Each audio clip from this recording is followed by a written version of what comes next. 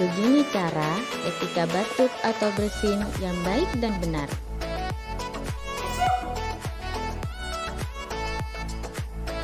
Apabila Anda batuk, tutup menggunakan lengan bagian atas. Atau Anda juga bisa menggunakan tisu untuk menutup hidung dan mulut Anda. Dan jangan lupa buanglah tisu ke tempat sampah. Segeralah cuci tangan Anda menggunakan sabun dan air mengalir.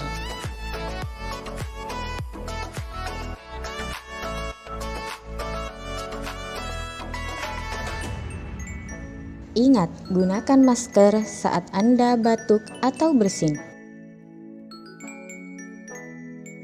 Terima kasih, semoga bermanfaat.